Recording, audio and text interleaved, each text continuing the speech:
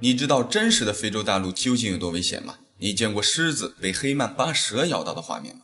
就动物而言，非洲大陆是最多样化的大陆之一，这里有很多我们可能从未见过，甚至从未听说过的野生动物。生活在这里的绝大多数动物，对我们人类来说，可能都是致命的。今天，黑土找出了非洲大陆最致命的13种动物，通过视频的方式，带各位领导一起走进非洲，认识一下这些致命生物。大家好，我是黑土。喜欢这类视频的领导，劳烦您帮忙点个赞支持一下，记得长按点赞3秒，给黑土个霸气鼓励，谢谢。好，第13个，地蝎。地蝎是生活在非洲热带雨林中的一种大型蝎子，它是世界上所有蝎子中体型最大的蝎子之一。这种蝎子的平均体长约20厘米左右，最大的可以达到23厘米。虽然它们的身体是黑色，但是它同平常我们见到的蝎子一样，晚上在紫外线的照射下会发出淡绿色或蓝色的光。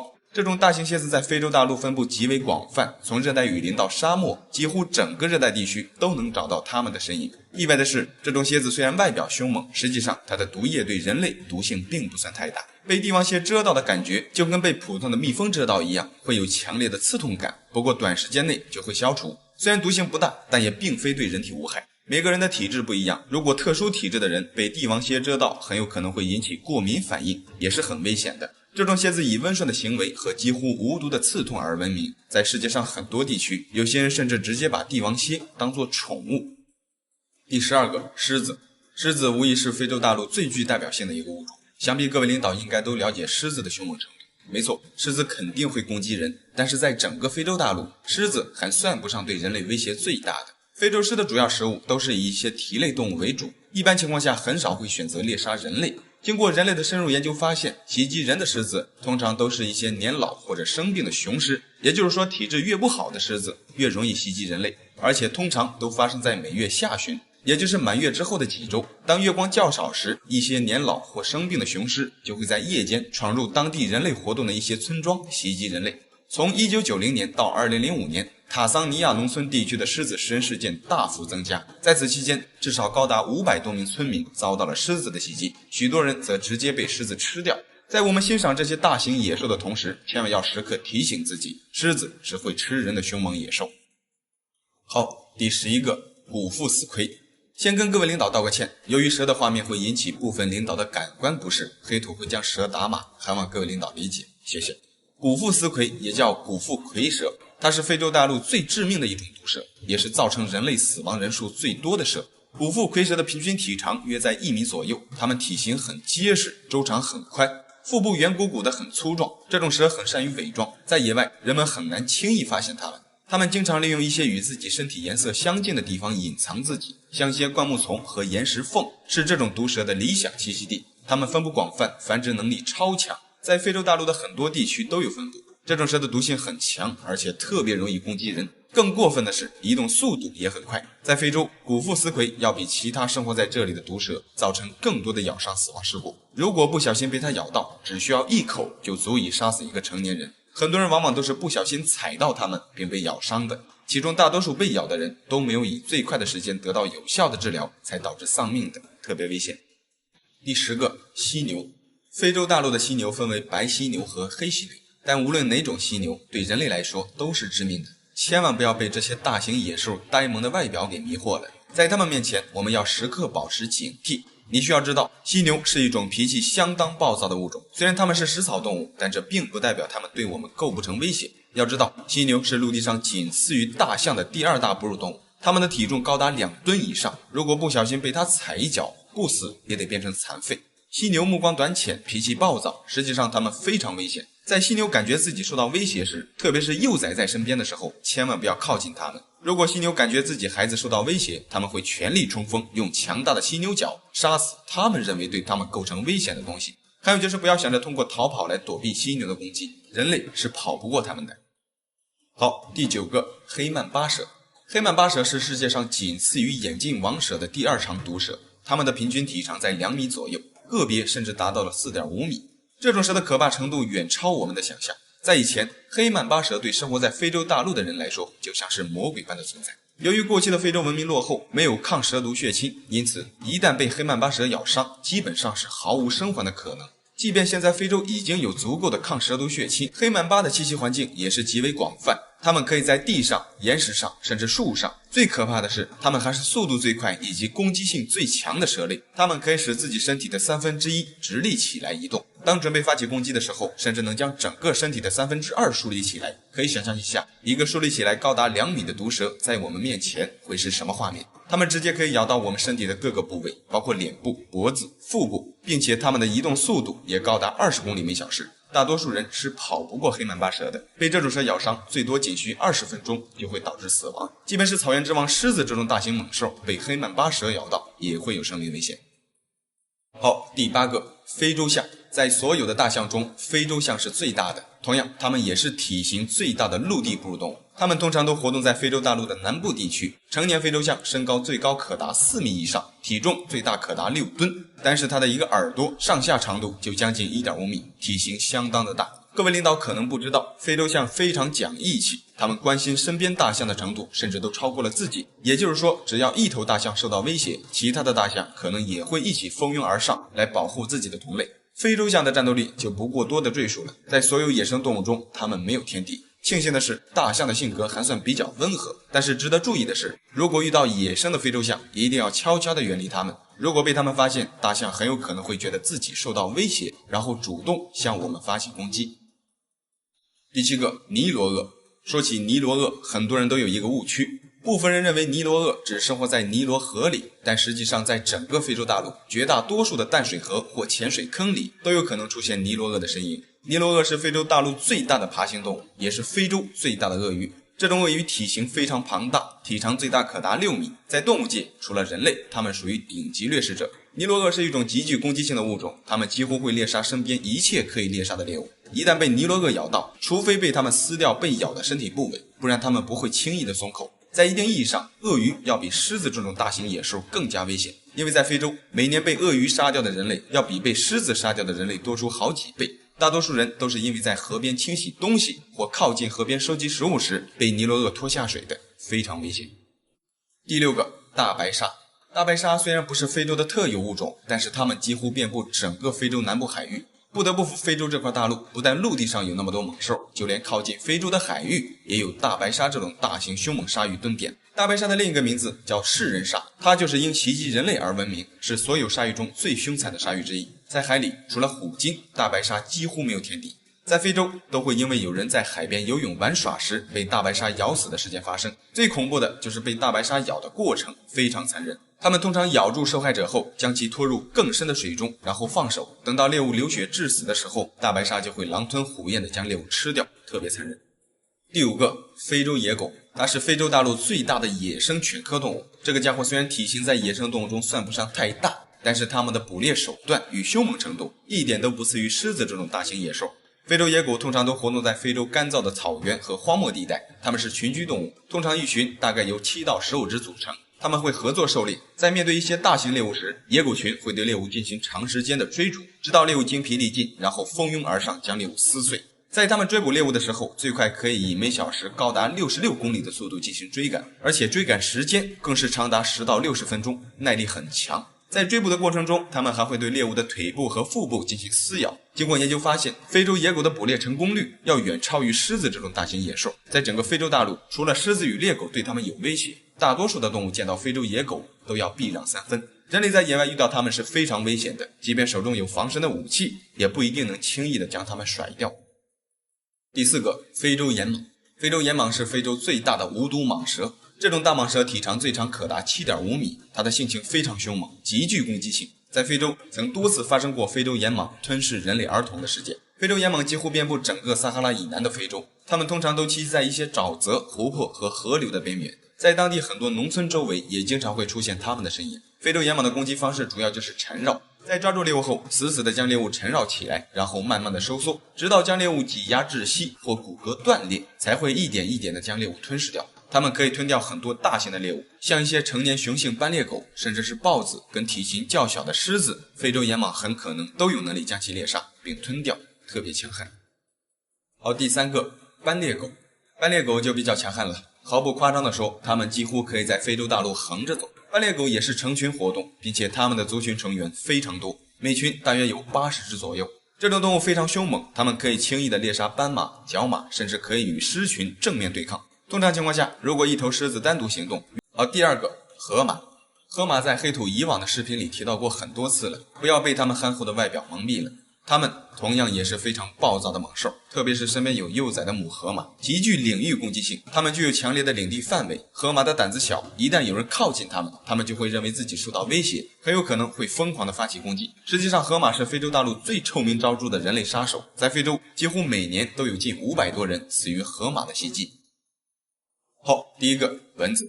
蚊子虽然看上去并不像以上那些动物凶猛，但是蚊子确实是非洲大陆最危险的动物，也是对人类最致命的动物。据世界卫生组织统计，单是非洲大陆每年就有将近100多万人死于疟疾，其中大多数都是儿童，估计每天就会有3000多名儿童丧命。而这一切的罪魁祸首就是蚊子。蚊子通过叮咬向人体传播疾病，而且这种传播速度极快，特别是在炎热的非洲。一年中，非洲大陆大多数的时间都是蚊子的理想活动温度，几乎每天都会有人遭到蚊子的叮咬感染疟疾。这种情况至今仍然没有减缓。纵观整个非洲大陆，这里无疑是冒险家的天堂。如果有机会，各位领导是否愿意踏入这块大陆，亲眼看一看以上这些可爱的动物呢？好了，这期视频就到这里了，觉得还不错的领导，记得帮黑土点个赞，谢谢。你知道世界上最高的人是谁吗？你见过能将眼球突出眼眶，然后再放回去的人吗？在世界上有这么一些独特的人群，他们有着超出常人的特殊能力与身体构造。如果没有如今的视频平台，我们可能一辈子都不能亲眼见到这些非凡的人类。今天这期视频，黑土就由各位领导找出了世界上拥有最长身体部位的9个人，带各位领导一起认识一下这些独特的人群。大家好，我是黑土，喜欢这类视频的领导，劳烦您帮忙点个赞支持一下，谢谢。好，第9个，最长的舌头。你的舌头能碰到自己的鼻子吗？你知道世界上舌头最长的人是谁吗？一般来说，绝大多数成年人类的舌头也就在5厘米左右，长一点的可以达到7厘米。但是这位来自美国加利福尼亚州的一名男子，他的舌头却长达10.1厘米。早在2012年，他就被吉尼斯世界纪录认证为世界上舌头最长的人。这位帅哥名叫尼克，尼克可以轻易地用舌头碰到自己的鼻子以及下巴，这看上去似乎不难，但实际上却是世界上绝大多数人都难以完成的高难度动作。尼克表示，拥有这样的长舌头可以帮助自己在不用餐巾纸的情况下，利用自己的舌头就可以擦掉脸上的食物，也可以在吃冰淇淋时不让冰淇淋碰到自己的嘴唇，这样就可以防止弄脏嘴巴。包括吃酸奶时，他也可以直接用舌头将盒子底部的酸奶吃干净。另外，他的舌头还可以用来绘画，以及完成各种常人难以做到的事情。当然，有利就有弊。他的大长舌头虽然在其他方面都比一般人出色，但是在晚上睡觉时，由于舌头太长，等舌头一放松，就容易被噎住，从而出现窒息的危险。另外，除了尼克，在美国还有一个名叫阿德里安娜·刘易斯的女性，她也拥有像尼克一样的长舌头，她的舌头长度达到了惊人的10.16厘米。她不仅可以用舌头触碰到自己的鼻子和下巴，如果借助一点外力的话，甚至可以碰到自己的眼睛。只不过她还没有得到吉尼斯世界纪录的官方认证。目前世界上最长的舌头吉尼斯世界纪录保持者仍是尼克。第8个，最有弹性的皮肤。眼前的这名男子名叫加里特纳，他拥有世界上最有弹性的皮肤，他可以将腹部的皮肤拉长至15.8厘米。当手松开后，他的皮肤仍能完好无损地恢复到原位。他全身的皮肤弹性都很强，脖子上的皮肤可以直接拉上去当口罩使用，脸部的皮肤也可以拉伸得很长。让人意外的是，即便将皮肤拉扯这么狠，他也不会感觉到任何的疼痛，并且皮肤仍能恢复如初。这其实并不是什么特异功能，他实际上是得了一种罕见的疾病，这种病被称为当洛斯综合症。得了这种病的人，皮肤会变得非常有弹性，但这并不是什么好消息，因为这种病会导致人体的关节松动，严重的甚至会出现致命的血管破裂，以及影响内脏的结缔组织。更可怕的是，这种病至今为止仍没有能够治愈的方法。加里特纳其实小时候就患上了这种病，不过这并没有影响到他对美好生活的向往。他不仅没有因此对生活失去了希望，反而借助自身独特的特征，一举拿下了吉尼斯世界纪录的世界上最有弹性的皮肤称号。从此，他便在世界上广为人知，成为了人们口中的橡胶人。现如今，他游走在世界各地，从事各种杂技表演，成为了一名杂耍演员。而第7个，最长的胡子女性。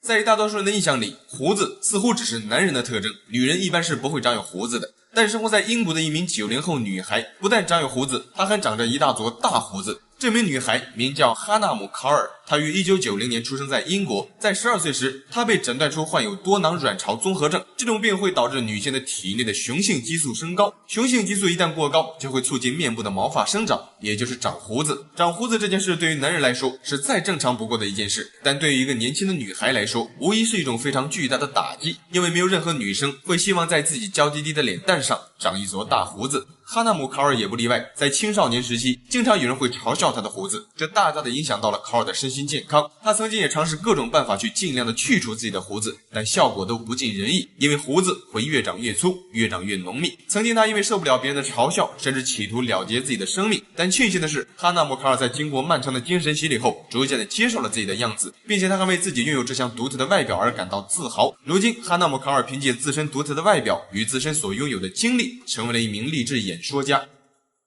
第6个，最宽的嘴巴。这名来自安哥拉的小哥拥有世界上最宽的嘴巴，他的名字叫弗朗西斯科·多明戈·乔吉姆。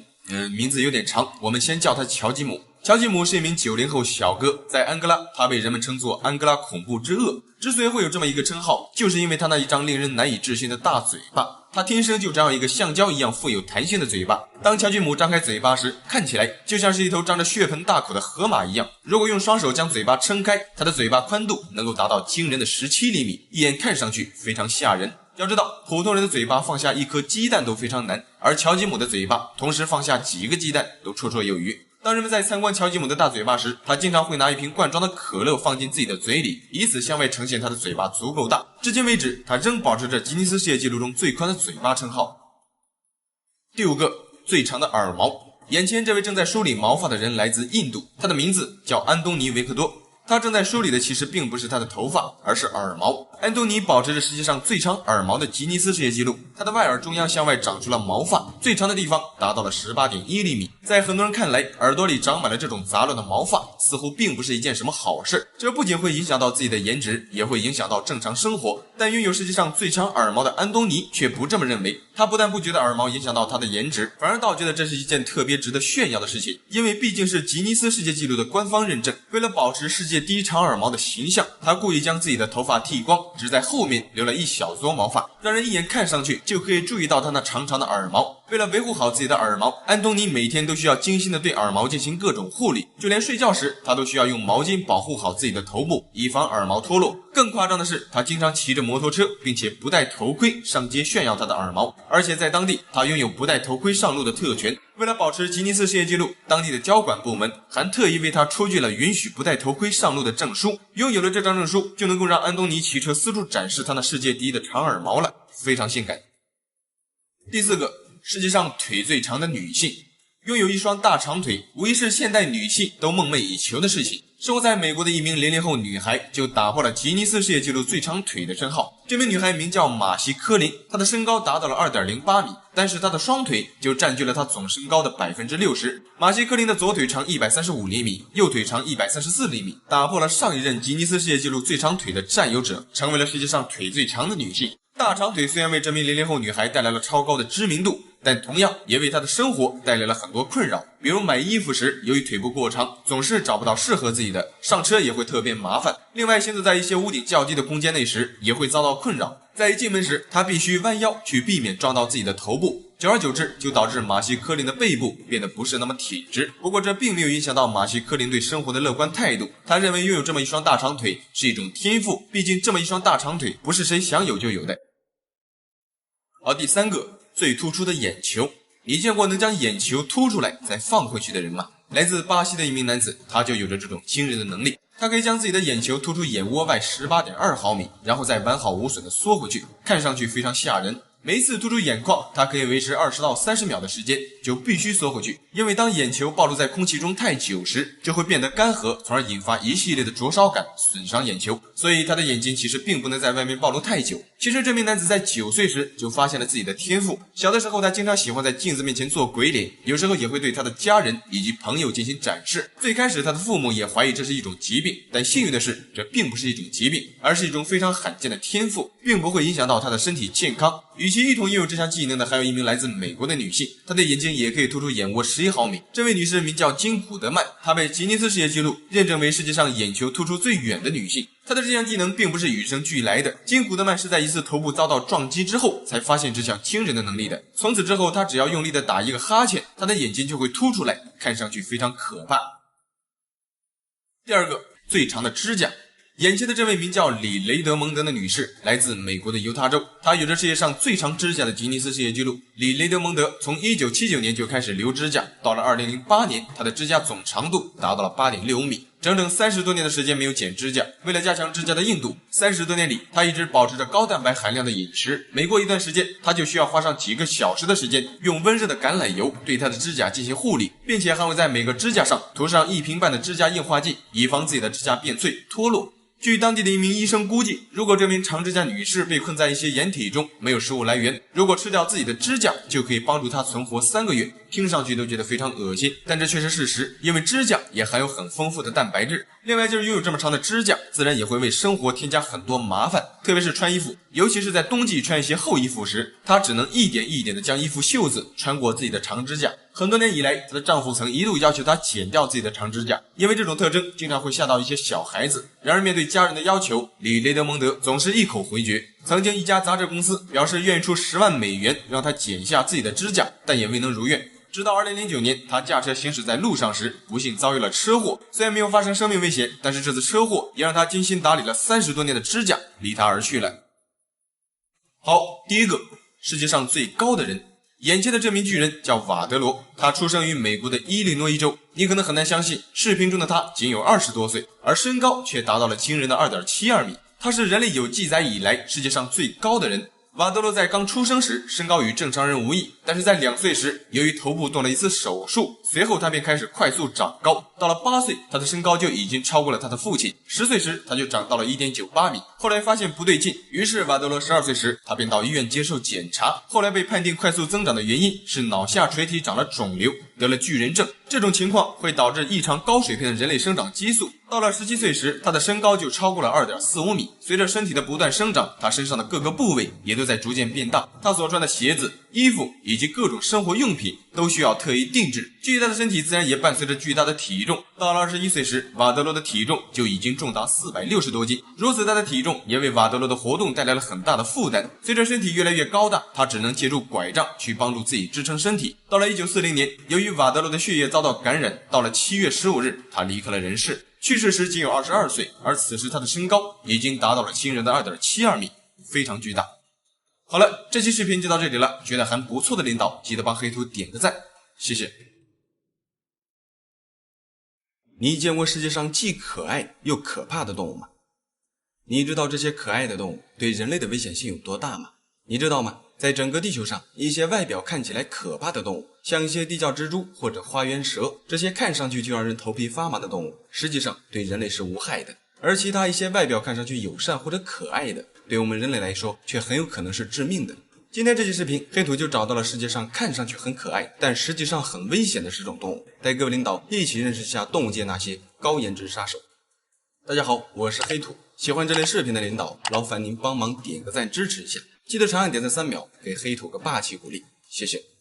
好，位列第10位的就是树袋熊，没错，也就是考拉。考拉在人类的印象里是非常可爱的一种动物，一眼看到它们很难让人不喜欢。它们分布于澳大利亚，是澳大利亚的国宝，同时也是当地非常珍贵的一种原始树系动物。考拉的可爱程度毋庸置疑，它曾被评为世界上最可爱的动物之一，它的颜值在世界各地都得到了广泛的认可。但是有一点被很多人忽略掉了，那就是考拉的凶猛程度。很多人只顾欣赏它可爱的外表，却忽略掉了它的性格。考拉实际上是一种对人类并不友好的动物，它们像大多数的野生动物一样，都不太喜欢与人类接触。如果我们盲目的靠近它们，这会让考拉变得非常紧张。一旦让考拉感觉自己受到威胁，它们极有可能会选择向我们发起攻击。要知道，一只成年的野生考拉体长可达80厘米，它们的嘴里含有非常锋利的门牙，前腿的爪子也异常的锋利。但是这2个身体部位就足以抓伤和咬穿我们的皮肤，但这并不是最可怕的，毕竟仅凭考拉的抓咬还不足以使我们丧命。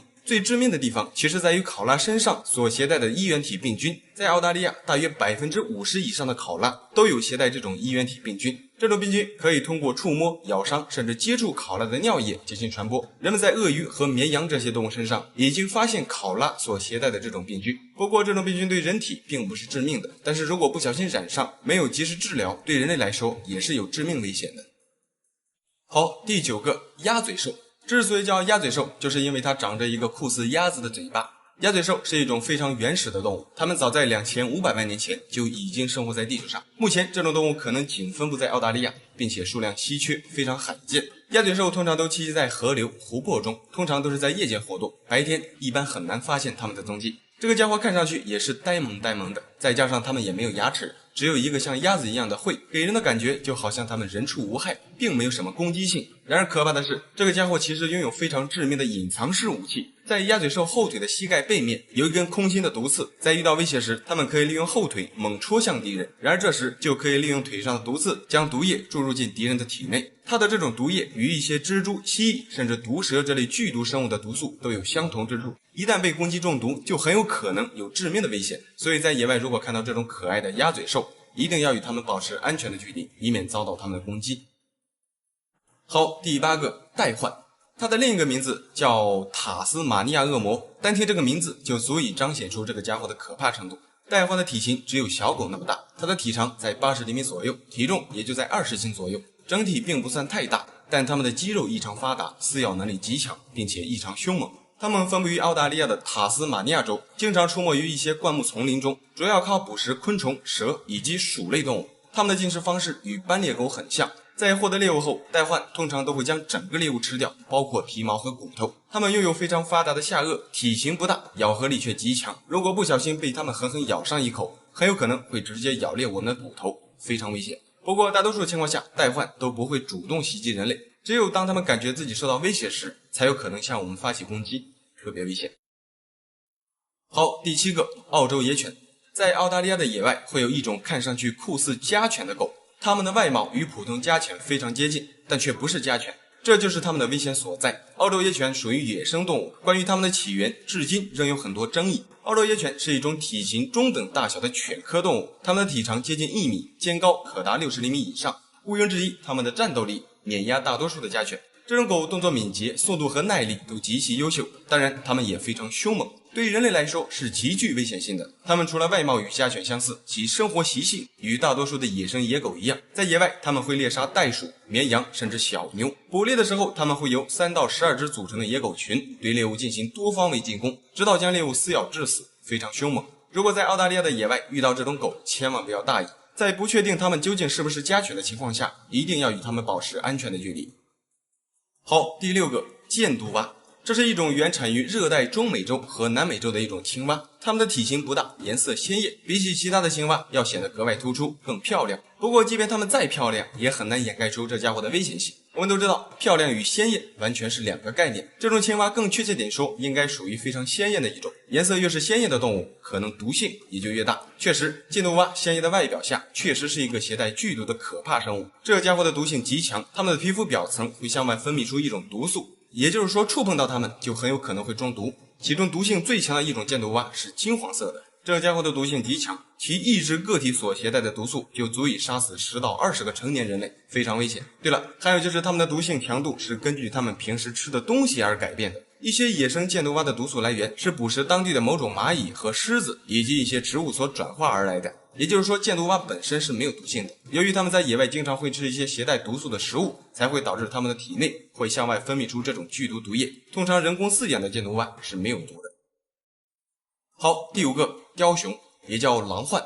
这是一种分布在北极边缘地区以及亚北极地区的一种动物，它们的外表看上去略微与熊有点接近，非常可爱，但实际上它们并不属于熊科动物，它们属于雕亚科。这家伙通常栖息在寒温带针叶林和冻土草原地带，它们的体长约在1米左右，体重可达40斤。体型虽然算不上太大，但是它们却可以猎杀比自己体型大很多倍的猎物。像一些驯鹿、马鹿这些体型较大的食草动物，雕熊都有可能将其猎杀，战斗力非常强悍。它们是中小型食肉类动物中最凶悍的一种，即便是猞猁在野外遇到雕熊，也要让它3分。除了战斗力，雕熊还有出色的移动能力，它们可以在密林中自由的跳窜，非常灵敏，曾经还被冠以飞熊的称号。这家伙在野外除了灰狼与美洲狮能够威胁到它们，其他的动物很少会招惹雕熊，因为这家伙即便是碰到比自己狠的动物，如果发现干不过，它们就会利用肛门处发达的臭腺向外分泌出一种非常臭的臭液，然后再将自己的身体去臭液上打个滚，让臭味遍布全身，让对方无从下口，以此来起到一定的防御功能。大多数动物都受不了它这种臭味，也就只能作罢。